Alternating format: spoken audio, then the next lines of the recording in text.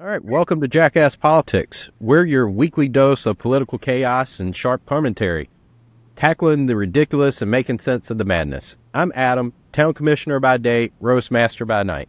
And I'm Ian, small business owner and certified bullshit detector. Let's dive in because Trump's got some big dreams and an even bigger Sharpie. First up, Trump wants to annex Canada. Because when you're failing to govern one country, the logical step is to step in and take over another. Sorry, Canada, you're trading away universal health care for privatized potholes and a Waffle House. And then there's Greenland. Trump wants to buy it. And you know he's already digging out that Sharpie he used to fix the hurricane maps. This time, he's sketching out Trumplandia and penciling in a casino on an iceberg. And let's not forget the Panama Canal. Trump wants to take it back by force if necessary, because apparently starting an international incident over shipping fees is the kind of bold leadership we've been missing. Panama's over here running a vital global trade route, and Trump's acting like it's a toll booth he forgot to pay on the way to Mar-a-Lago. What's next? Annexing the Suez Canal because it sounds too French? But the real gem here, Trump wants to rename the Gulf of Mexico to the Gulf of America. It's like rebranding the ocean will make people forget about inflation and grocery prices. What's next? Mount Trump more? It's the geopolitical equivalent of playing Risk. While everybody else is trying to save the planet, stick around because this episode is stacked. We've got Charles DeLoach from Mech Dems to talk about Mecklenburg's county's voter turnout struggles and what's next for North Carolina Dems. A Fix It in 5 on home insurance, and of course our Jackass of the Week. So let's get into it.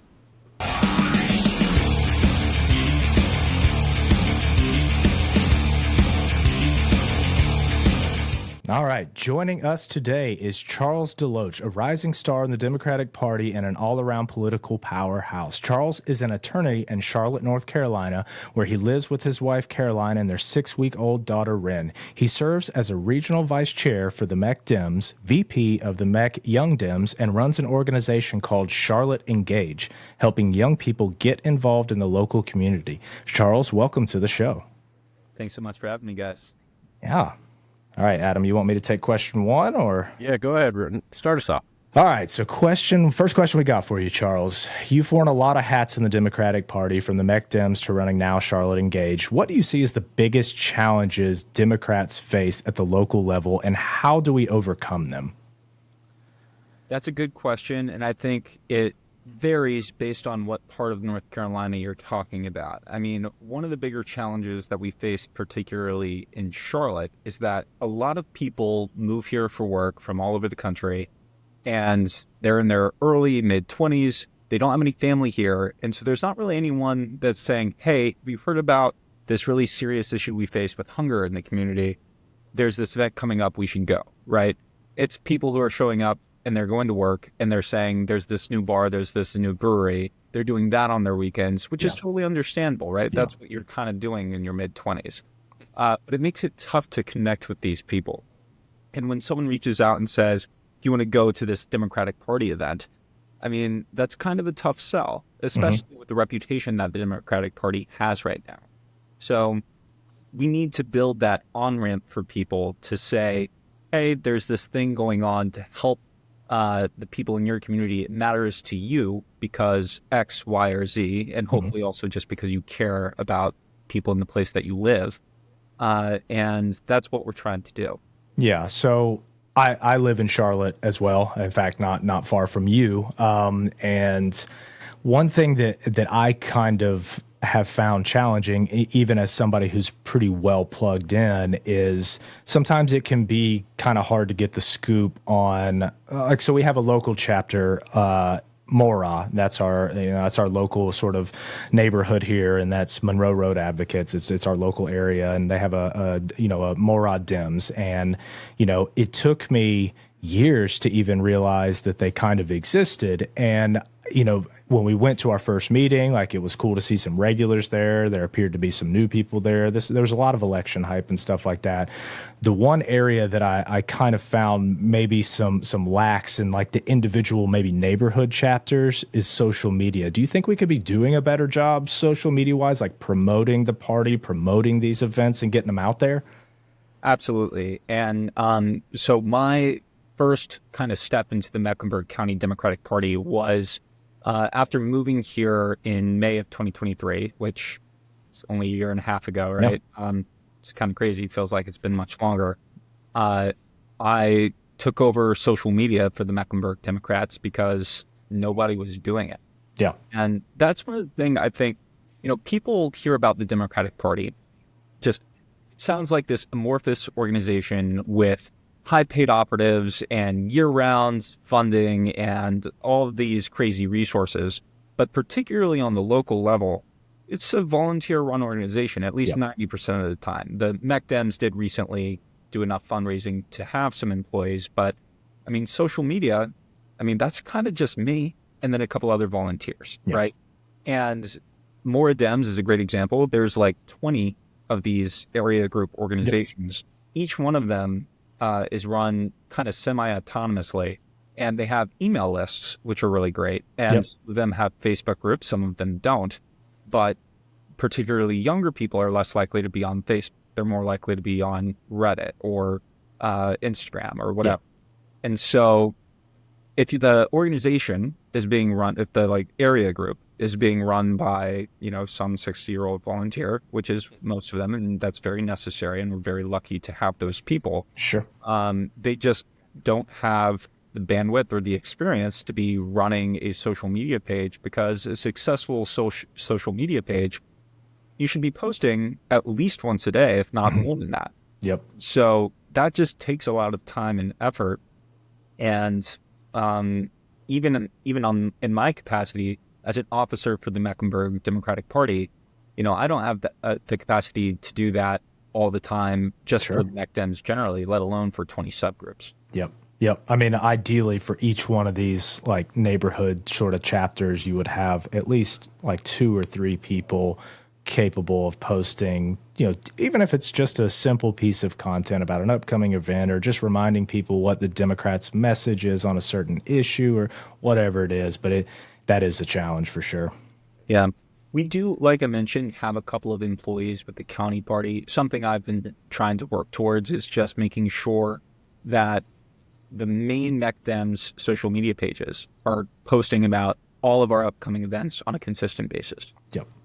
One of the things that we had to wrestle with is if we post about those publicly, there's some people who mean harm towards Democrats. And so we don't want to be posting the address and time necessarily for those people to access. But if we don't do it, then, you're making it harder for people who might want to attend. So we're balancing that as well. Okay.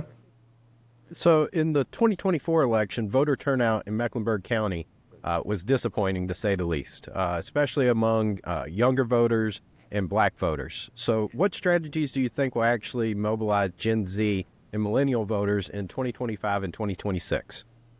It's a great question. So one thing I'll note is turnout across the entire country was down, right? And across the entire state of North Carolina. So we had put this significant effort into increasing turnout in Mecklenburg County. Obviously, that didn't produce the result that we had hoped for. The one positive piece of data that I can point to is that the percent of voter turnout that, again, it dropped across the state, but the drop in Mecklenburg County was smaller than the drop in Wake County, for example. And so we did a little bit of something right, but it's hard to be super excited about that. In terms of what the plan is going forward, my thought is that one of my biggest problems with Democrats is I think we kind of are a lot of talk. And honestly, we also pass a lot of really good legislation. We don't do a really good job between connecting those dots between, hey, we passed this bill and let's get the benefits of that bill into your hands, right? So the Inflation Reduction Act, for example, included subsidies for people to upgrade the utilities in their home or the infrastructure of their home, so that if you had a gas water heater, you could replace it with an electric one and the government would help pay for that. People have no idea that exists. Yeah. And even if they do know, it's a complicated application process. You have to go through all these hoops. the Democratic Party should be helping with that application, because that will increase the value of your home. It will save you money on your energy bill, and it's good for the environment, right? And so if we can go out into the community and help people realize, hey, this is available to you, and we have people to help you with that application process, I think that would be a really good step for us to be taking.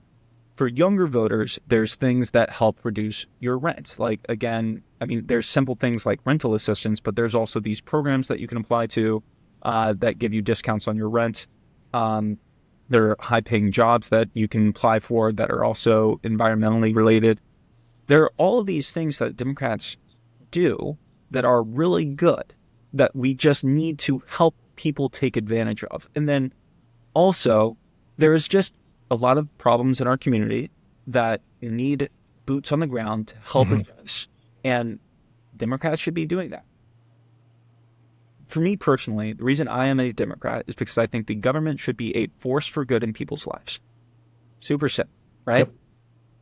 There are things that we can be doing to help the government be a force for good in people's lives.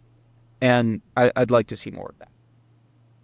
Yeah, that's a really good answer, because that's kind of obviously, again, being in the same city, something I've seen as well is some of these programs, the awareness level of them is extremely low, and unless you're going and looking for this, the likelihood that you can find it is relatively low. And something I will say, about Charlotte and talking to people within the party and around the city and sort of a postmortem with the election, it's kind of one of those things, like, you're only as fast as your slowest horse. So this was a presidential election in which I don't think people were all that excited about the very top of the ticket.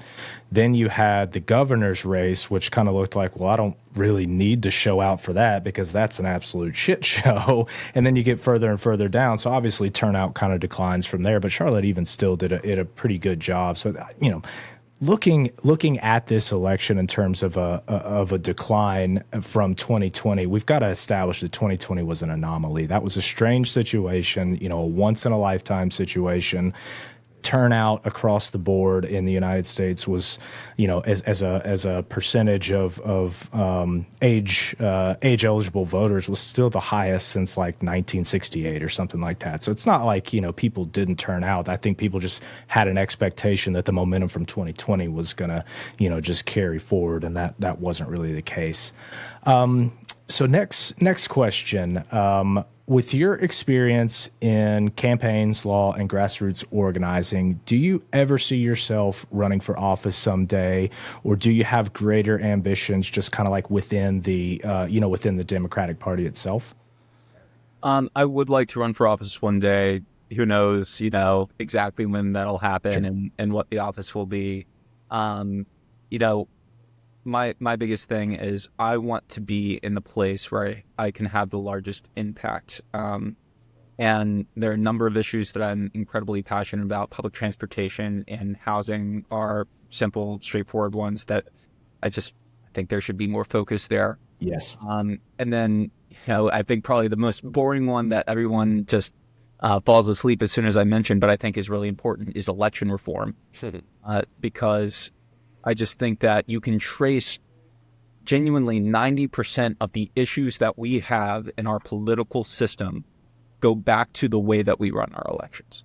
Because just like anyone else, politicians respond to the incentives of the system that they are in, right? And their ultimate goal is to accumulate and maintain power, which they do through elections.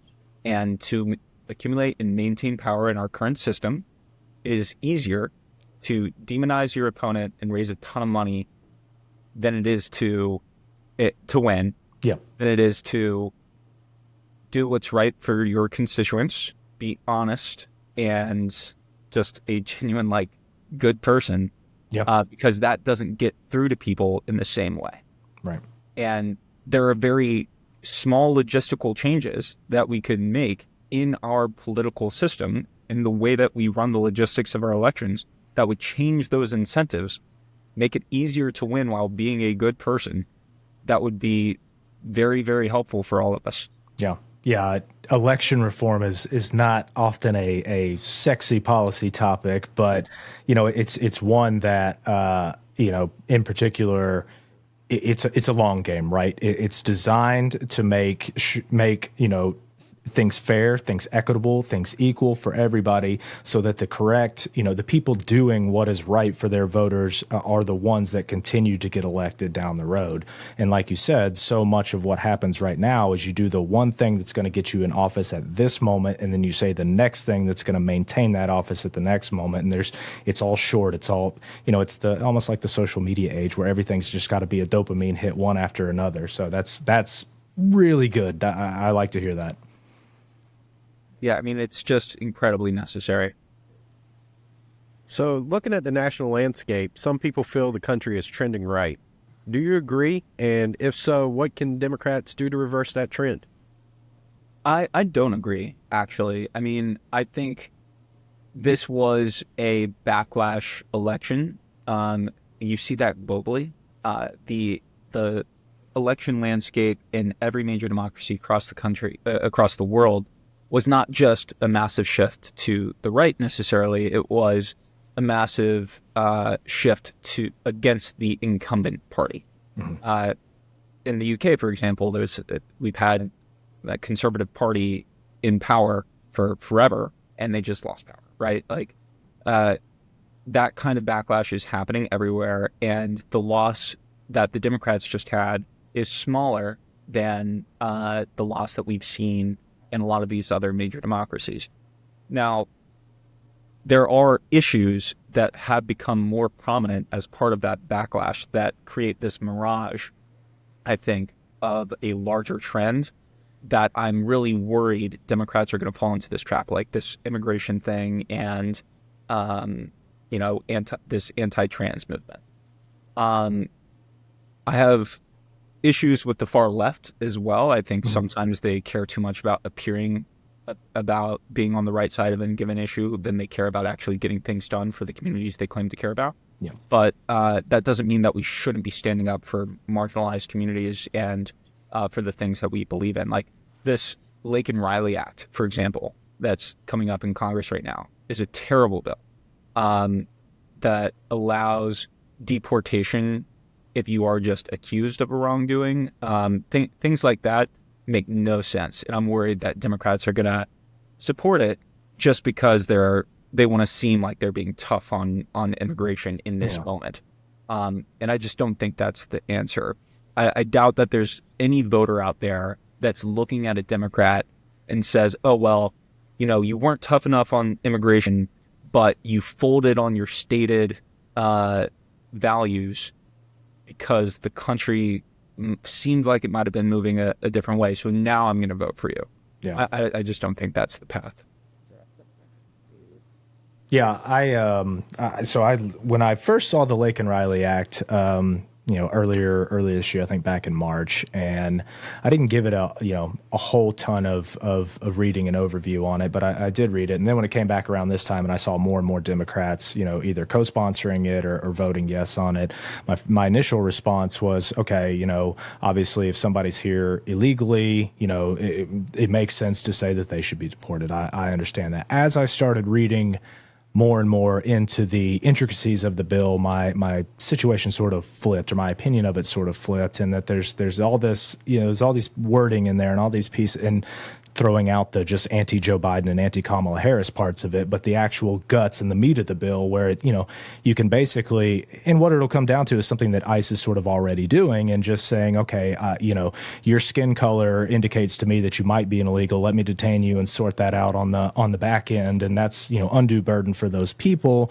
And then you've got sort of the way that individual states can get out of some of the immigration requirements they have by proving that they've suffered a cost of like $100 or more because of immigration, and that threshold might as well be zero, right? I mean, it's nothing. $100, you can prove that at any point. So I agree. You see like guys like Ruben Gallego, co-sponsoring this bill, and others voting for it, and I think you're right. For him in Arizona, I don't think it'll have a lot of negative for him, because Arizona kind of is Purple at best. Yeah, purple, right? You've got the Kirsten Cinemas, but then you've got now like Ruben Gallego, who's definitely more left than her. But I've found that bill a lot more problematic as I've read into it further. And I'm somebody who thinks Democrats need to have we need to have a better stance on immigration, whatever that is.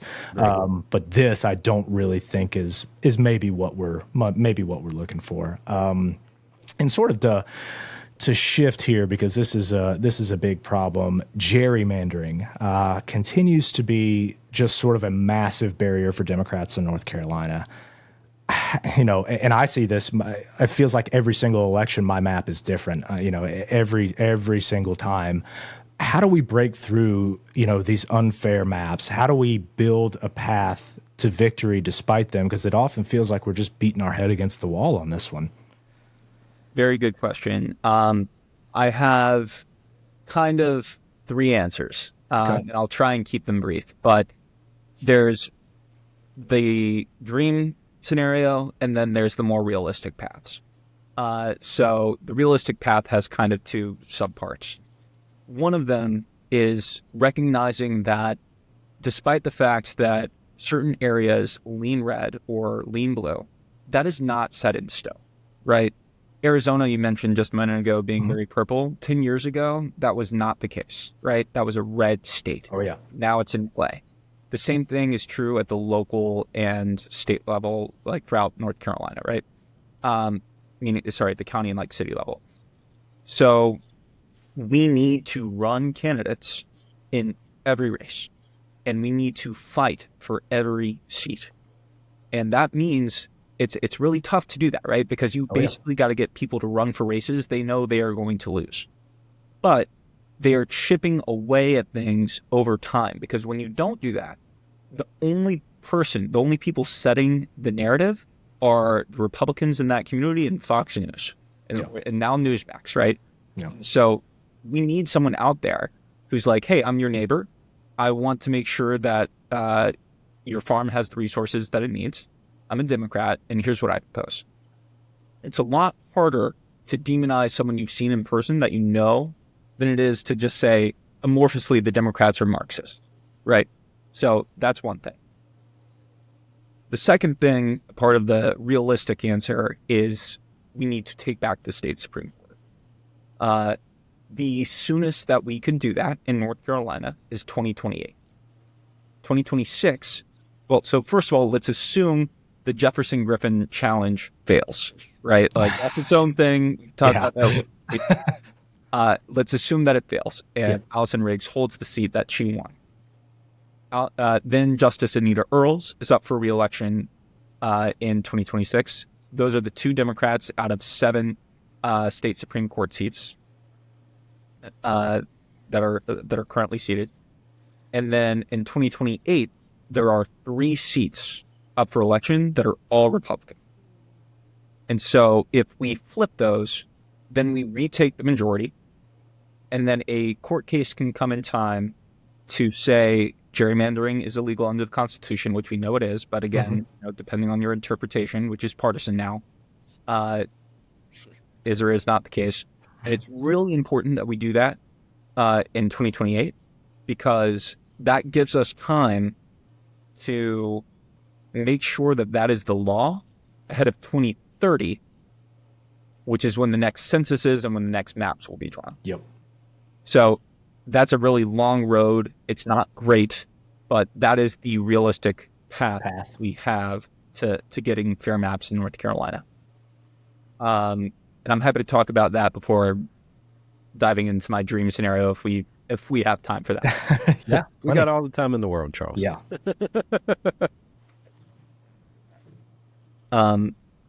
Well, happy to chat about that first, or if you want to hear the dream scenario. Go ahead, dive on it. Yeah, however you want to do it. We'd love to hear it. So here's my dream scenario. Okay.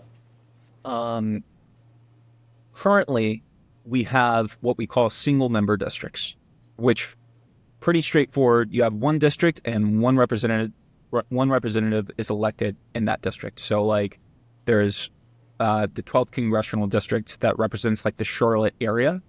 You elect one member of Congress for that area. Right? North Carolina has 14 congressional districts. So we elect 14 members of Congress. We could instead have what we call multi-member districts, where we have 3 districts throughout the entire state of North Carolina, each elect 5, 5, and 4, Western, Central, Eastern North Carolina. Now, we don't do this anymore, but we used to in the later 1800s, early 1900s. And it ultimately became a tool for discrimination because in a community of black voters, for example, black people could win a one-on-one competition, but when there's a bunch of people, they only make about 20% of the vote, and so they lose. That's why we got rid of it. Got it. But if we implement ranked choice voting in combination with the multi-member district, then you only need about 20% of the vote to win one of those 5 seats. This does a number of things. One, it makes it impossible to gerrymander. It's not that people could be tricky or you take away the incentives the way that you do with like independent redistricting committee. Mm-hmm. I like independent redistricting committees. Some states have implemented those. Sometimes they work, sometimes they don't. The thing about this multi-member district solution is it literally makes it impossible. Yeah. You cannot draw lines of Eastern, Central, and Western North Carolina in such a way that gives any party an advantage. So that's one thing. 2, it removes incentives to do negative campaigning. So like the way ranked choice voting works is you rank the candidates in the order that you like them. Candidate A first, B second, and so on, right? You need to have people choosing you as your second and third choices. And so if, Adam, let's say one of your supporters is a big fan of yours and I, as candidate B, attack you, they're not going to put me as their second choice because I'm an asshole, right? So now I'm dropped down to their 5th choice and I'm not going to win one of those seats. So my incentive as a candidate is not to attack you, but to focus on the issues. So that's the second advantage. And then the third advantage, and this is a big one, is it opens the door to third parties. Because our current system is, it doesn't matter how many people are running, whoever gets the most votes wins, right? So if 20 people are running and I as a candidate get 11% of the vote, but that's more than anyone else, I win, right? Yeah. That's why we have a 2-party system. Because if I get 11% of the vote and I'm winning, then someone else is not going to run and it like narrows in on two parties over time. In this system, you only need 15 to 20% of the vote to win. And so an independent candidate or other third party has a viable path. Now, this is particularly difficult because to implement this system would require a new law in Congress and then in the state. And that requires either Republicans or Democrats or both to agree on this. And they're ultimately giving up power. Yeah. It's for the benefit of the voters, but to the detriment of the party, which makes it really difficult. Yeah. And, you know, with people like you and I being the future of the party, Charles, the only thing we can do is just try to back initiatives like this, talk about them more, and convince people like Ian to maybe run for office one day. Yeah, maybe one day. But you said ranked choice voting, and I'm all for ranked choice voting, and that setup honestly sounds perfect to me. Like you said, that's a hard one for a lot of people to stomach, I think, when you're talking about the lawmakers. But you know, if you're starting over in a specific scenario, so you had no government, you're building one from scratch, and it's up to the people to decide how to form it. I would imagine that would be wildly more popular than the situation that we have right now. Yeah, and you know, there are ways that we can do it on a smaller scale to get proof of concept. Right. First of all, some states actually still use multi-member districts. But in Charlotte, for example, Ian, you're probably familiar, we elect at-large city council reps. Yep. We have 3 of them. Yep. All 3 of them represent the entire city of Charlotte. But each one of them currently runs one-on-one against somebody. Mm-hmm. Right? If instead you kept those 3 at-large districts, but opened it up to a pool and used ranked choice voting, that's exactly what we're talking about. Right. Frankly, I would be in favor of that. That would open the door to a Republican winning one of those 3 seats. Sure. But that would be fair. It's equitable. About a third of Charlotteans are Republican or conservative. They deserve representation too. Yep. Yeah, I'm with you, Charles. Let's do it, man. Let's make it happen. I'd love to try. I don't know how you're going to be with me, but that's my idea. Yeah. So, we'll shift the gears a little bit. Why don't you tell us a little bit more about Charlotte Engaged? You've got an event coming up on February 8th with supportive housing communities. What's the goal of the event, and how can people get involved? Yeah, thank you for asking. So, mentioned at the top, my wife and I run this organization, Charlotte Engage, with the idea of serving as an on-ramp for people in the area to get engaged with the local community. The Supportive Housing Community is a wonderful organization. They have been working on returning people into sheltered life after experiencing homelessness in Charlotte. This location that we're volunteering at is called a McCreesh Place. It started in 2005. To my knowledge, it's the only sober living space in the area. And their setup is such that when you move in, you only pay 30% of whatever your income is as rent. And so the rest of your income can go towards working towards a better job or education or whatever.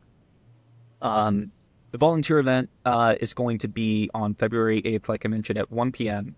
We're going to go in, hear a speaker about the organization, and we're going to help serve lunch. We're asking people to chip in. It's a simple lunch like hot dogs and pizzas, and we're going to play a bingo game. We're also asking people to provide things like socks or trash bags, things that the people at the community need and that they will win as part of the bingo game. And then after that, we're going to help clean the kitchens and just around the facility. And so the idea is we want people to learn about the issues that a lot of the homeless community in Charlotte are facing and the work that's being done to address them and feel like they are a part of that by doing some of the work. So how could people donate to that? It's a great question. If you just go to charlotteengage.org, but that's CLTengage.org, there's an events page there that you can sign up for the event and donate. And we would love to see you there. I just subscribed to the newsletter. I'm going to get myself some event updates here and register for this event. I will have a link in the bio so you can go direct to the website when this episode releases. But yeah, that sounds great. Can't wait. That's awesome. All right. So related to that, but a little bit different. A lot of people want to get involved in their local communities, but don't really know where to start. What's your advice for someone who's never volunteered or engaged politically, but really wants to get out there and make a difference? It's a great question. If you're in Charlotte, I'd love for you to reach out to Charlotte Engage. But outside of that, and even if you are in Charlotte, I think one of the simplest things you can do is reach out to your local Democratic Party. The local organizations are really the boots on the grounds, and they're just doing all kinds of great work. Getting representatives together and asking people to run and helping them prepare and doing all kinds of good stuff. The other thing is, I think a lot of people think of elected officials also in this sort of amorphous sense of like really high-level operatives who don't have the time of day for you. But if you just reach out to your member of city council or state house or state senate, I would be shocked if they didn't get back to you. Right? Mm-hmm. If you say, I live in your community, I am concerned about this issue, I want to get involved, you will get an answer. And those are the people who know best about what is needed, and they'll be thrilled to hear from you. That's great advice. One of the things I've set as a commissioner myself is I've always strived to answer an email or a phone call I get from a constituent within 48 hours. And I've held up to that end to the best of my knowledge. So that's a very solid response. And if you aren't getting if you do reach out to your representatives and they do not get back with you, we'd love to hear about that, because that's the type of stuff that people need to know about, right? Yeah, we've got to do well there. We've got to be able to be responsive. That's all candidates on both sides. And if you are somebody who wants to get involved politically, you know, some of myself, the first time I started doing it, you know, I'm an introvert, right? I'm not really great at going out and knocking on doors and talking to people. That's not really my thing, but there's other ways that you can get involved. So if you're agoraphobic, you can phone bank and, you know, stay in and just call people. There's so many different ways to get involved. Just reach out, tell whoever you're speaking to your strengths, your weaknesses, what you want to do, what you don't want to do, and they'll guide you in the right direction. It's not scary. It's really good to get involved, and it's very helpful. So definitely agree. So now moving into the little easier part of our interview, you told us that your pump up song is "In My Mind" by Denaro. I think I'm pronouncing that right. That's really a vibe. So what is it about the track that gets you hyped? Oh man, I think it just kind of reminds me of college. I don't know. I used to just have that on at different like house parties and stuff, but also it's just kind of a hype beat. I love it on the treadmill or when I'm out on a run. So, you know, it's just a fun song. Nice. All right. So I got to ask you about this because I was not aware of this until recently, but we heard you make a mean novelty cocktail. What's your signature drink and when are you inviting us over to have one? I could walk to your house, Charles. Man. You know, I got into this a little over a year ago because I was at a cocktail bar with friends and I ordered an old fashioned simple drink and they were like, "Do you want that smoked?" And I was like, "Oh yeah, sure, that's cool." And I got the smoked cocktail. It was lovely. And then the bill came, it was $22. Rice. It's like, I can make that. That's so easy. Yeah. And I had never made an old fashioned before. I got home, I was like, that's sugar water, whiskey, and a dash of bitters. Yeah. Like that's the whole drink. Right. So I got into, was like, all right, I'm just going to start making things. And the more that I made, the more I was like, this is a lot of fun. This is frankly pretty easy. You know, I'm going to juice this orange. I'm going to like throw in some rosemary, but then like you get to be a little fancy with it. I make this rosemary blood orange tequila sour. That's lovely. Oh, I'm always trying to make something different every week. Nice. Okay, I gotta ask, since you are local, have you been to Oak Lore? Don't think I have. Dude, you gotta go. Right down Monroe. It's like maybe 10 minutes from our house, just right down Monroe. Go check it out. They got great. It's North Carolina bourbon whiskey. It's all distilled here. They're great company, great. So go check them out. Well, hey man, you and I are overdue for a drink, so maybe we gotta do it. Let's do it. All right, last question for you. Who's the most overrated superhero and why is it Batman? Ooh, controversial. That's a hot take. Dang, dude. Oh, That's man. a hot take. Overrated superhero, and why is it Batman? You don't have to say it's Batman. I will say, I don't know that being a billionaire makes you a superhero. Like, yes. No, he's, well, I guess, like, I mean, I do love the Batman movies, but. So do we have the same energy for Iron Man then? I mean, Iron Man. Adam, you gotta answer this one. You're responsible for this. I mean, Iron Man. Yes, Tony Stark. He's a billionaire, but he does also have the little nuclear fusion heart. So he's got like a little bit of a different. He's got better tech. You're happier. Yeah, with it. better tech. Okay. What does Batman got? Like a pool car and a. He's got an airplane utility belt or something. Utility belt that somehow supports his whole weight. Kind of lets him fly or fall with style, as Buzz Lightyear would say. Who knows? I guess he's not actually a superhero in that he does not really have any super. Yeah, I don't know. Yeah, he's just a rich guy. True. Must be nice. All right, Charles. Well, it's been great having you on the show.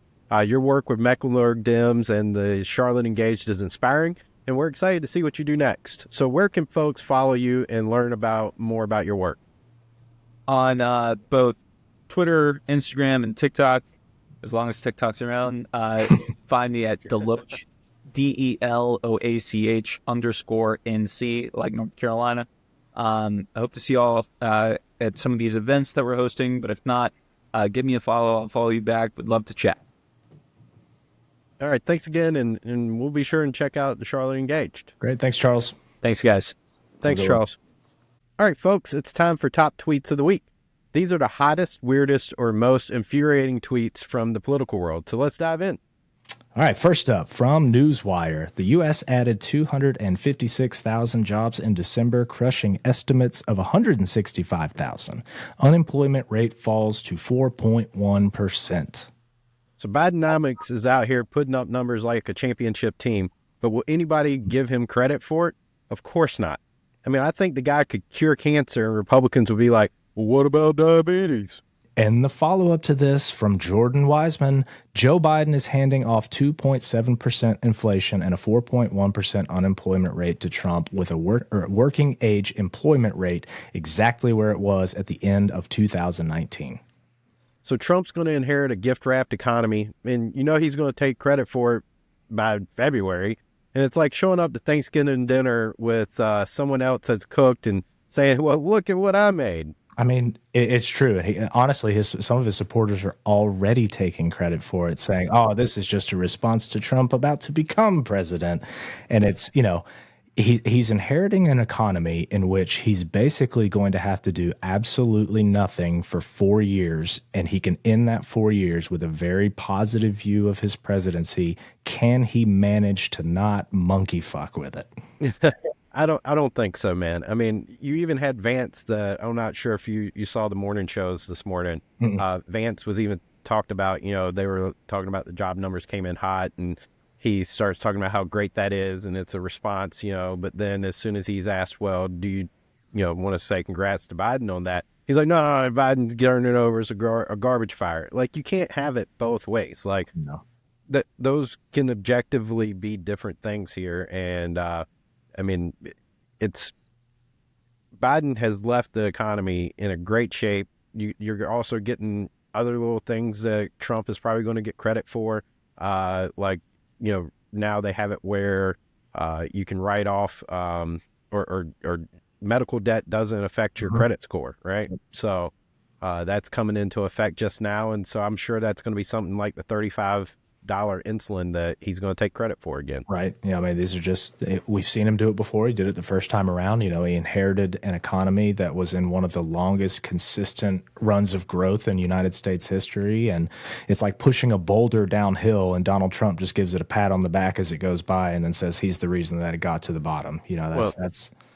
I do think that he's going to have some tough times coming up. I mean, the Fed just cut interest rates, and weirdly enough, for I believe the first time ever, we've seen Treasury rates and bond yield rates actually increasing, which is the exact opposite of what we would expect, right?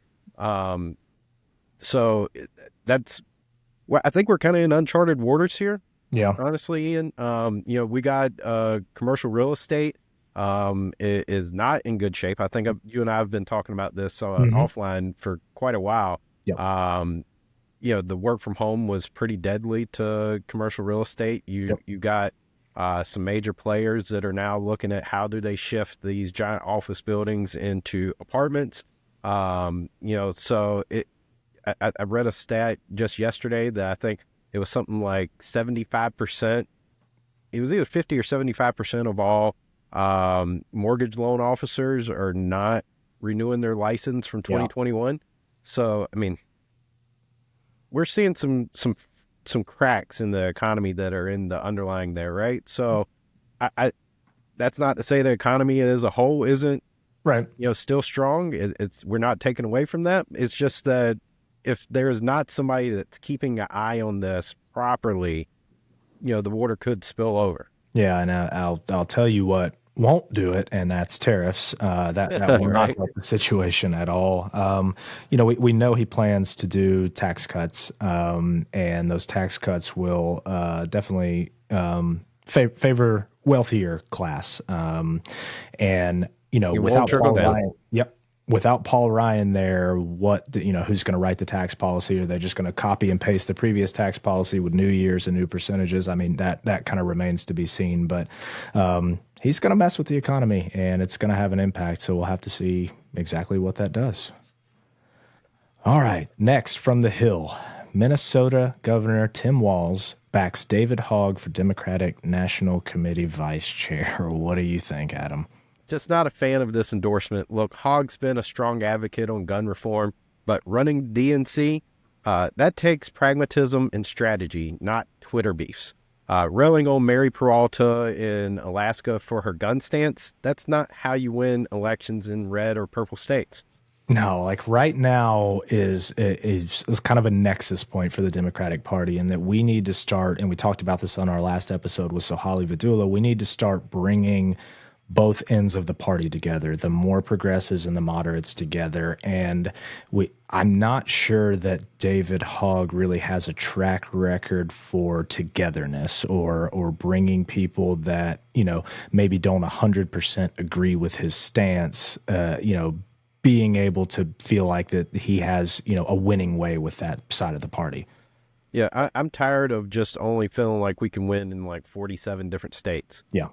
We need to have, a 50-state challenge, and we need to make sure that we're able to win in each and every state. I don't want to hear red states and blue states. I want to hear about, hey, how we win in America, right? Like, we need to be competitive in every state. So how do we win back in the South? I mean, that's just something that we haven't. Since Nixon, we haven't competed in the South, really. No, I mean, we've got to start chipping away at those deep red states and realizing that, in particular, you've seen the shift in Florida. And, for me, logically, it just doesn't make a ton of sense because so many people from blue states are moving down to Florida.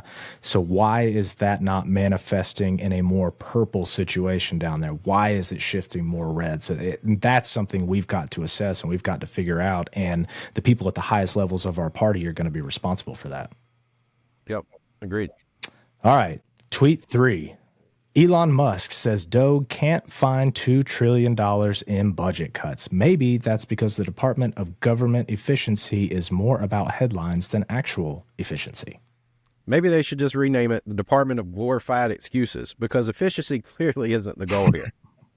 It's true. I mean, I obviously anybody with any sense expected that this sort of thing would happen. He doesn't have government experience. He does not, have budgetary experience when it comes to national expenditures. He's making all these broad proclamations based on the, age-old adage that the government is, spends too much money and doesn't bring in enough and all that. And that's fine. I do agree that there's areas that we could for sure be more efficient. But of course, the number that you just randomly threw out was maybe not going to be the one that you would hit. And I can see what he's doing because a follow-up tweet came out a couple days later and said that they plan to cut this $2 trillion by July 4th of 2026. So 250-year anniversary of the country was what they were targeting. And honestly, I know what's going to happen. They're going to propose all these budget cuts. They're going to get voted down, and then they're going to blame the Democrats. That's just what's going to happen.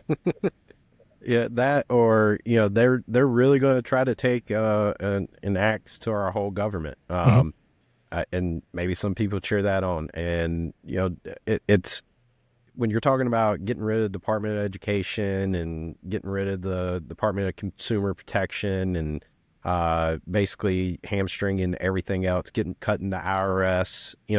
These are things that they're going to literally talk about, and then they're already talking about changing or repealing the ACA. You're looking at changes to Social Security and making it pay out less, and also cutting Medicare. So these are things that they are going to put on the table to talk about cutting. Yeah, I mean, there's even cuts to Medicaid, which is dangerous in these red states with older populations. I mean, there's a lot of things that they're going to try to do, and I think they're going to try to slash a lot of things to the bone. I'm hopeful, and I'm confident that a lot of these are going to be so deeply unpopular that they just don't get done. Yep, agreed. All right, tweet number 4. and from Mark Cuban. So he posted his latest blog, a discussion on changing healthcare. I will link that blog in the bio because it is a good quick read. Yeah, Mark Cuban's blog on healthcare is worth a read for sure. He suggested a hybrid single-payer system, basically. It keeps private insurance, but heavily regulating it. Love him or hate him, the guy's at least thinking outside the box while Congress pretends the system isn't broken. Cuban's out here doing what our elected officials aren't, proposing pragmatic healthcare solutions. His blog breaks down a hybrid system that mixes public and private options. Can we get more billionaires doing this and fewer launching themselves into space? You know, I really like Cuban a lot. I know he's a Republican. I wish he wasn't. Yeah. But I think he's a interesting character for the 26 or 28 presidential election. What do you think, Ian? I think he's at least entertaining the idea. Now, I kind of have I don't know which side he would run on. You know, Trump's done. My assumption is that they're probably going to run Vance. I think they're setting that up to be the situation. He will probably be the most popular on that side. Would Cuban run as a Democrat? Do you think he would? That, or I could see him running as an independent. Yeah, I think I lean towards maybe an Andrew Yang style independent situation right now. And it would be, it could be, it feels a little dangerous to me because he is charismatic. He would draw a lot of vote. Would he draw enough vote from each side to even out, or would one party favor it over another? Would it disproportionately affect the Democratic vote versus the Republican vote? I think that's maybe something we don't, very early, obviously, you know, but a lot of complexities in that situation. Yeah, I mean, he's got smart people that advise him. Before I got into politics, I was an entrepreneur and had a barbecue sauce and tried to get it on the Shark Tank. Was a big fan of the show for the longest time, and when I started watching their show, I got into reading his book, his autobiography, and he's a smart guy. He knows how to ask the right questions. He really thinks through properly the issues. He really seems like he gives a shit. I mean, he backed Kamala in the last election and was apparently having pretty regular talks with her campaign and trying to advise them. So, at least he seems that he wants to, his heart's in the right place. Unlike most billionaires, he's trying to give a shit. Yeah. So as long as he keeps that portion up, I think hopefully he would see that his path would be through going with, as long as, we don't have ranked choice voting by then or something crazy. Right. But, as long as we have the two parties, then I think having it where he runs as a Democrat would probably be the smartest thing for him to do. Yeah. Especially when you're talking about, getting back to the tweet here, that you're going to propose a system that's pretty similar to single payer. Yep. He called it, going back to like the 1950s. Essentially, you would walk in. There is no insurance company really, and if your care costs $500, you pay $500, right? And that's what it is. If you can't pay that, the government would help step in and do it. But he wants transparency in pricing, where not necessarily like you have a price list, but he called it, that basically they would kind of determine what their potential markup would be, right? Yeah. So, the different levels of markup that they would have in that transparent fashion. Yeah. It's a little interesting, I think, kind of neoliberal twist on a single payer, but I mean, I think it's the kind of thing that if you brought to the American taxpayer, that they might be more considerate of it than It feels like a step instead of just a big leap. Going to straight up single payer is going to feel, based on Republican messaging and a lot of other things, it's going to feel like to a lot of voters, like a step towards socialism. But keeping a private option, obviously not ideal forever. I think a lot of people would like to, because it can have a negative impact. And well, his situation is heavily regulated, so yeah. But over time, as Republicans get back power, they might deregulate the private option, and really, so just a lot of things to think about. But it's an interesting read, and he's an interesting person who really came to the forefront in this last election, and he'll be interesting to watch going forward for sure. Absolutely. And, I applaud him for at least giving a try, and I hope to see more policy come out of him, and let's, hey, I even reach out to him. I'd say, let's have him on if he'll come on. For sure. Would love to talk to him. All right. Finally, from Pat Ryan, Amazon, Netflix, Peacock, etc. are ruining sports and gouging fans. Antitrust lawyers, specifically with expertise on the Sports Broadcasting Act of 1961, my line is open. We are writing legislation to put power back where it belongs, with the fans. I think this is long overdue. Sports fans shouldn't need 17 subscriptions just to watch their team. Pat Ryan's onto something. I hope he gets it done. Yeah, I mean, this is definitely. So I cut the cord back in 2014. That was when I switched to streaming and got rid of cable. And back then it was very consolidated. There was maybe, you had Netflix, and then I had like a live TV option, and that was it. And you could add little packages, kind of like you could with cable. Over the last 10 years, I mean, it's just devolved into having 10 different subscriptions if you want to watch, something. Netflix used to have like The Office and Lost and all these different like cool programs that I grew up watching. And now it's like, okay, I got to have Peacock to watch The Office and Parks and Rec. I got to have, Netflix to watch Lost. If I want to go watch sports, I got to make sure I have the Fox Sports package. Then I got to have ESPN to watch, to watch the SEC.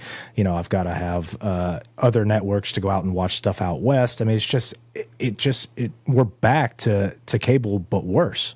It's like, instead of paying, when you were with cable, 69 cents for some channels, I think like ESPN got up to like $10 or something last time I was actually with a cable company. It's now you're paying $10 for everything. Yeah. And I don't know if the quality's gotten better. I have Hulu, and I basically have it for the sports and some of their shows, but I think this is my problem also with not having, a cable box per se anymore, is, I used to flip through shows, and shows had to be interesting enough for me to stop and watch them, right? Yeah. And now I don't know anything that comes on any channel anymore, because I just don't watch. Like, if you're not advertising it during the few shows that I know that I like, I'm not picking that up. And it's a problem. I'm not. If I don't know this exists and I'm actively going to try to watch it, I have no idea. I'm never going to find out that it exists. And they can't advertise like every good show ever. And so I think what you're seeing is, and keep on going to see, is it's just going to be just shows getting worse and worse and worse in quality. Like, I sent something to our group chat. I don't know if you had a chance to go see it. You have Queen Latifah in The Equalizer, right? And there's a scene that somebody shared that she beats up 3 grown-ass men with a scarf. What are we doing? Like, what the hell is that? No world is that believable at all. And it's like, okay, maybe that's just the point of the show. I haven't watched it, honestly. I guess The Equalizer. But for some, like young Sheldon, like what? Yeah. Who was watching that? How was that the #1 show forever? Like, it was not funny. Yeah, I'm with you. I mean, the content has just gotten worse. It's gotten formulaic. Like, Netflix has, Stranger Things maybe notwithstanding, but some of the other shows, they have this very specific formula. They have this specific look. It's shot on the same camera with the same lens, the same story all the way through. And I'm just like, I can't watch this over and over. I will say this about Netflix. It's kind of weird also that they make really damn good shows, right? Like, Ozark is one of my favorites. I love that show. I even they picked up, I'm currently watching Designated Survivor. Okay. They picked that up and made a 3rd season of it. It was doing really a good job interesting. with it? What's that? They doing a good job with that one? Yeah, I like the little take, the turn that they took in it. They made it more real. It's not like, before they had the film 25 episodes. So, the president is all the time solving murders, things presidents don't do, right? Yeah, right. I mean, Netflix definitely had their moment, and like House of Cards, phenomenal. Until the 6th season, but phenomenal show. I mean, the OA they do, and Ozark. They do great TV, but they can't make a movie that's worth a shit. And I don't understand that. Like, how are you so good on one and so bad? Like, I couldn't name one Netflix movie that is rememberable. No. In fact, I don't even know that I've watched that many. I watched part of the Adam Sandler, Jennifer Aniston movie that came out like 4 or 5 years ago, and it was just so dreadfully bad. I didn't know what to do. I mean, they just get... Glass Onion was kind of okay. I think that was the name of it. I didn't see that one. Yeah. No, they pay a lot of money to get superstars because the superstars will sell a certain amount no matter what. It's a transaction 100%. It is a guaranteed minimum threshold if you go get The Rock to appear in your movie or Chris Evans or whatever it is. And that's what they do. They don't give a fuck about the quality or what it is, nothing. Yep, agreed. All right, so let's talk about something hitting homeowners hard right now. That's home insurance. Whether wildfires in California, hurricanes in Florida, or extreme weather here in North Carolina, climate change is driving up costs, forcing insurers out of the market, and leaving a lot of people in high-risk areas scrambling for coverage.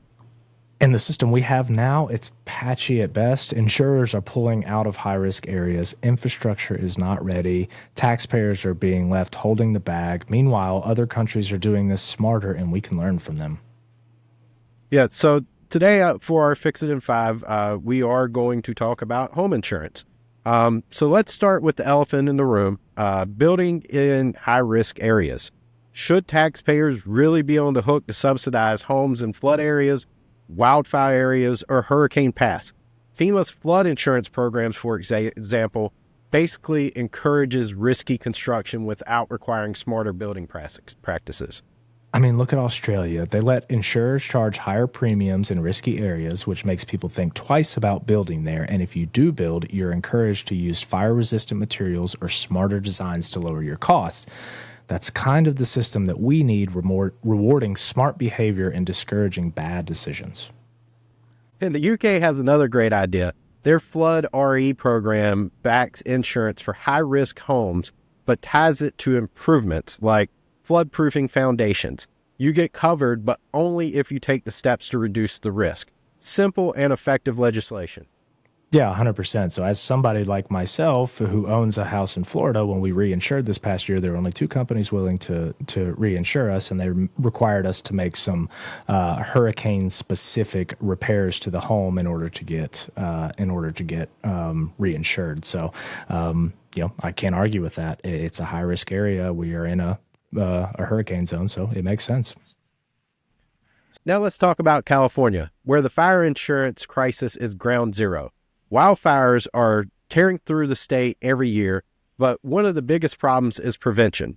Controlled burns and forest thinning are proven to reduce wildfire risk, but in California, these efforts get tied up in lawsuits and red tape.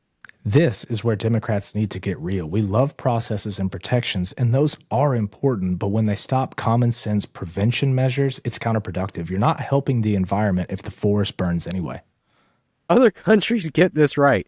Australia, again, prioritizes community-wide fire resilience plans and cuts through bureaucracy to act fast. We need to make it easier for agencies here to do the same. So streamlining the process for controlled burns and other preventative measures. Yeah, I mean, you sent me that tweet. I think that some of these controlled burn processes can take up to 4 to 5 years in order to get them through. I mean, it's crazy. While that stuff is important, we need to also look at, we got to make sure that what the end is justifies our means, right? Yeah, I mean, we can't. 4 years is a long time to let your country, especially with climate change going on, to let you be exposed to climate risk. I mean, that's just not sustainable. It's gonna, and we're seeing it now, it's gonna cause a problem. Yeah. In states like Florida and California, private insurers are pulling out because they can't handle the financial risk. This leaves more people relying on government-backed plans or going to uninsured route altogether, which isn't sustainable. The Caribbean has a great model for this. They have a public-private partnership called CCRIF, which pools risks across countries and provides quick payouts after disasters. The U.S. could do something similar, a federal fund that shares catastrophic risk with private insurers to keep coverage available and affordable. And parametric insurance could be a part of our solution too. So what that is instead of waiting for adjusters and paperwork, these policies pay out automatically when certain conditions like wind speed or flood levels are met. It's faster, more efficient, and gives people the help they need right away. Which is vitally important in some of these natural disasters because this stuff happens to so many people all at once. You're left waiting for months and months, some people years before they get reimbursed. So this is obviously a topical issue right now with the fires going on in California. I think as of today, we're only at like 11 or 12% containment on the Palisades fire. So it's just going to get worse and worse. And people are out of homes. And I don't care if rich people or whatever. This is affecting lower income people, middle class people as well, losing everything you own and having to wait through all this red tape just to get somewhere that you can live again is not good. Yeah. I mean, the size area that's already burnt in California is just, it's insane to think about. That's a lot of people that are going to be displaced. And, we're going to talk about a little while later in our Jackass of the Week, some issues that help contribute to this. So looking forward to digging in then. So lastly, homeowners and buyers need better tools. Platforms like Zillow are starting to add climate risk scores for properties, but it's inconsistent. So we need to make this a standard so that people know what they're getting into before they buy. And education is key. If you're a homeowner, pull up your insurance policy today. Make sure it covers disasters specific to your area, wildfires, floods, hurricanes. If it doesn't, shop around now, not when you're in trouble. And renters, please don't assume your landlord's policy has you covered.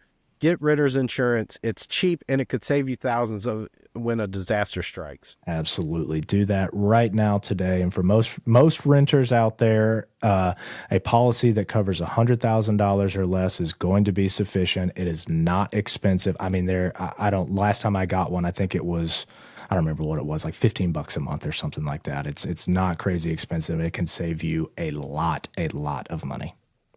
So recapping, what we need to do here for our Fix It in 5 on home insurance is discourage risky construction with smart building incentives like fire-resistant materials or flood-proofing, streamline fire prevention regulations, cutting red tape for controlled burns and community-wide resilience plans, create a public-private partnership for shared risk like the Caribbean CCRIF model, and empower homeowners with better tools like standardized climate risk scores and policy education.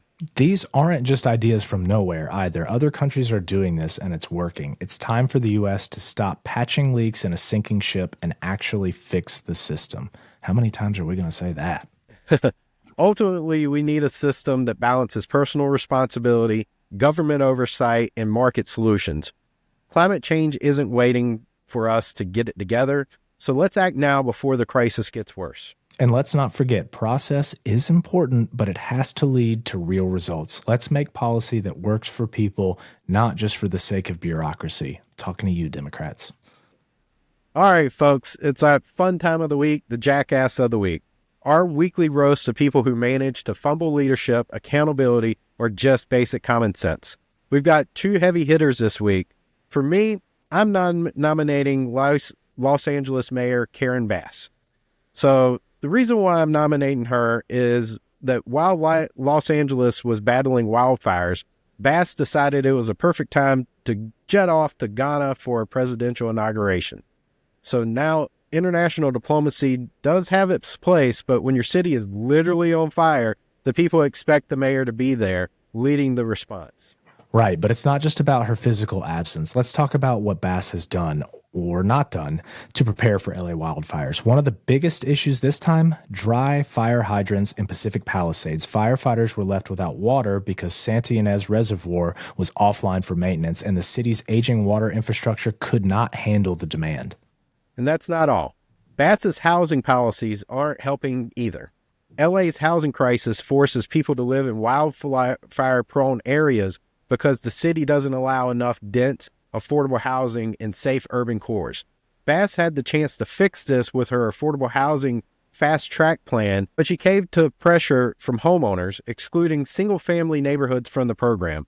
That's 74% of LA's residential land, just right off the table. By restricting affordable housing and not addressing infrastructure issues, she's setting LA up for more housing shortages and wildfire risk, and her temperament didn't help either. When asked about the city's response during the crisis, she snapped at a reporter, "Let me finish. Karen, leadership isn't about defensiveness, it's about action and communication." So, Karen Bass, for failing to prepare LA for a predictable crisis, restricting affordable housing, and losing your cool when it mattered most, you're my jackass of the week. So let's hope this serves as a wake-up call. Yeah, that clip of her just staring off into space while that reporter asked her if she had any comments, and he was being a little bit rude and aggressive, I think, but that's the job, right? You're the mayor of Los Angeles. Like, that's the job. It doesn't take time. You know, it answers something, right? Just say something. Have an answer. Yeah, just say it's something. It's not that hard. No. All right, so my pick for Jackass of the Week is Mark Zuckerberg for his antics on Joe Rogan's podcast and his chaotic leadership at Meta. First off, Zuckerberg had the audacity to complain about government oversight, whining about how hard it is to run a social media empire. At one point, he even acted like he didn't know what the Consumer Protection Agency is. Come on, Mark, you're not fooling anyone. And while he's playing dumb on Rogan, the FTC is actively working to stop Meta from profiting off of children's data. They've accused Meta of violating privacy laws, misleading parents about controls on its Messaging Kids app, breaking the Children's Online Privacy Protection Act again. And because of these repeated violations, the FTC is now proposing a blanket ban on Meta profiting from data collected on anyone under 18 years old. That's huge. But what does Zuckerberg do? He whines about how unfairly he's being treated, like he's the victim in all of this. And let's not forget, he's also gutting Meta's DEI programs and scaling back fact-checking efforts. It's like he's fully embracing the role of the bad guy, ignoring misinformation and underlying diversity initiatives and crying about accountability. So, Mark Zuckerberg, for pretending to not know how oversight works, exploiting children's data, and abandoning even the pretense of responsibility, you've earned my Jackass of the Week. Congratulations, and keep that Consumer Protection Agency name in mind. You'll be hearing it a whole lot more. I don't know if that's true, though, Ian, because who knows what Trump's going to do with that, right? Yeah, he's a billionaire. He gave $1 million to Trump's inauguration. He's kowtowing to the MAGA base. You know, he'll get away with it, right? Yeah. So who's our ultimate Jackass of the Week this week? Who you got? Because lives are literally being lost over this, I have to agree with you. It's Miss Bass in LA. I mean, this is obviously there is something very terrible about selling the data of children under the age of 18. There's, something annoying about constantly flip-flopping your position on diversity, equity, and inclusion, and then kowtowing to the MAGA base and Trump. But when people's lives and their livelihoods are being lost due to poor governance, I'd say it has to be Miss Bass. Yeah, agreed. She's just, if we're going to get back to being a party that is going to have a 50-state strategy, we don't need people being able to literally point at California every time and start talking about bad governance. So we need Gavin to get it together. We need Karen to get it together, and we need this to happen. Yeah, I mean, one of our good buddies who's in a group chat with us said it really well. Saying you're a California Democrat is almost like a derogatory term at this point, and as the a GDP, the state's GDP being larger than most countries, including Canada's, this should really be a beacon of progressive ideals and governance, and instead it just looks like they're constantly stubbing their toe. Yeah. So that's why we're going to make Karen Bass our ultimate Jackass of the Week. So, Ian, how about the Buckeyes the other night? Those that don't know, my wife is from the state of Ohio, and she's a big Ohio State fan. So since I'm college football homeless, because I went to UNCW and we don't have a football team. So I get to pick and choose who I want to pull for. Yeah, I mean, this is they were my pick to win that game. You know, I thought they would beat Texas. I didn't think Texas had enough offensive firepower, and that ended up really being the case. Texas's defense played well against Ohio State. You know, it looked like after that first drive, like, oh shit, this is going to be another one of those 40 to 45 point games for Ohio State. But Texas's defense locked in, and you know, got a couple turnovers. It's I think Texas had a chance there towards the end of the game, right before the fumble by Quinn Ewers, and he'll get a lot of heat from that. But for me, at 1st and goal from the 1, you call a toss play. Like, Steve Sarkisian needs to answer from that. Don't go backwards. If you're on the 1 yard line, just push yourself forward. Quinn can run. You've got good running backs. I felt like, you know, Wisner he's shifty. He can hit holes. He can push forward. Just give him the ball, and first and goal from the 1, you should always be running it right up the middle. Low risk. You're probably going to get in. If you don't, you've got 3 more downs to get it done. And then we know what happened. Quinn Ewers fumbles, and Jack Sawyer runs it back for a touchdown. They're a good team. I think I said this on the last time we talked about the college football playoff. When Ohio State is on, they are borderline invincible. That's been the case since before Ryan Day. Even Urban Meyer had a down game every single year when he was the coach there, and he won a national title. When they are on, they are borderline unplayable. They just have those games every year where you look at them and you just say, what the hell happened? So, you know, to me, I think they have to be the favorite in the title game. No discredit to what Notre Dame has done to get to this point. I think they've had an easier, you know, path into that just from regular season point and you know, even in the playoff. They have a good defense. I don't know that they have the quarterback play to get it done against Ohio State. I think we were talking about in our group chat that none of these championship teams have had stellar quarterback play, right? No, there's not one elite quarterback in the college football playoff. And you look at the elite quarterbacks in this year's college football landscape, and you've got like maybe Cam Ward, and then that's probably really it. You know, there's been a lot of good quarterbacks. Will Howard is a good quarterback. Do I think he's going to absolutely carry the team? No, probably not. They have a good running game. They have a good offensive line, 2 first-round picks at wide receiver, and then some probably 2nd and 3rd round picks, or definitely Sunday players on that team. So, you know, Notre Dame is offensively not as well-rounded as Ohio State is, and they're going to have to put up points. Yeah. One of the things I want to kind of shift a little bit on that while we start talking about college football. Let's talk about quickly the portal timeframes, right? Yeah. It makes no sense to me because you have it where the portal, I guess, opens right before all these bowl games, and then these guys end up committing to other schools, and now they're sitting out bowl games, and that really seems counterintuitive. Am I wrong? Yeah, you're 100% right. It's not fair to those kids. It's not fair to the teams. It's not fair to anybody. I mean, you look at Penn State, and fortunately for them, Drew Allard didn't get hurt. He played all the way through. But their backup quarterback, a highly touted 5-star quarterback who's played in relief some, looks like he's going to be a very, very good player, was forced to enter the transfer portal before their first playoff game. What happens if Drew Allard goes down? They could have used him. Like, you look at Georgia with Carson Beck. What if their backup quarterback had been in the transfer portal? They would have had absolutely zero shot to win. And it puts these kids in a very unfair position. And it's just move it till after the championship game. Why are we in such a damn hurry? It's not like February is like, if they enter the transfer portal in February, they've got to basically give them a month to decide where they want to go. They're committed to a school, and however quickly they want to do it, they can join spring practices at that point. They'll be there for the April spring games that most schools have. They'll have all the summer workouts, and then they'll be ready for I just don't understand it. It seems like there's always this massive rush to get things done in college football, and then it just leads to wild west. Yeah.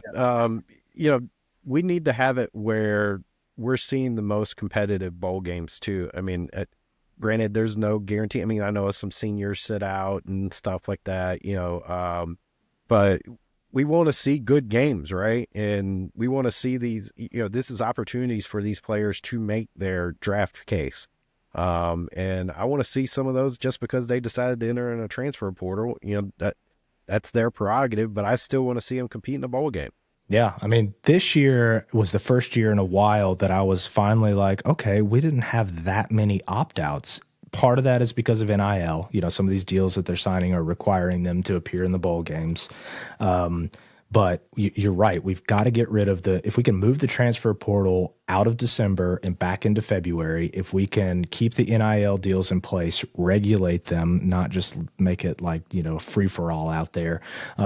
We'll make the bowl games fun again. One of my favorite things, obviously I've said this on a previous episode, huge college football fan myself. One of my favorite things was just watching every bowl game under the sun. I didn't care who it was. I mean, it could have been Idaho, against San Jose State in the Hawaii Bowl. I was watching it because the kids went out there and, gave it their all and played, and it was a pride thing. They wanted to win. And like you said, this is another chance to audition for the NFL draft. Look at what Abdul Carter did at Penn State. He was already probably going to be at minimum a top 10 pick. He has basically guaranteed himself now a top 3 pick in the NFL draft. I mean, that dude I hope you're wrong on that. Yeah, I hope as I'm a wrong Panthers too. fan and picking number 8. I'm 100% I hope I'm wrong you're too, but I am confident. If I was a betting man today, I'd say he is, when the combine comes around and he shows how physically insane he is, he's a top 5 pick. In my opinion, he's probably the best player in this draft. So I would say he's easily a top 3. With our pick in mind, I just want to go back on something else I said. I think every one of these quarterbacks in every playoff team they need to be drafted in the first round and your first pick. Yeah. They need to go. They're great players. They're going to do great for you. They're all really, really solid, good players. So just take every quarterback available. All right, so that's this week's episode of Jackass Politics. Big thanks to Charles DeLoach for joining us. Yeah, that was really insightful. So make sure to like, subscribe, and share the podcast. If you've got a better name for the Gulf of America, tweet it at us. We might just feature your idea next week. And until then, keep questioning the chaos, and we'll see you next time. Later, guys. See you.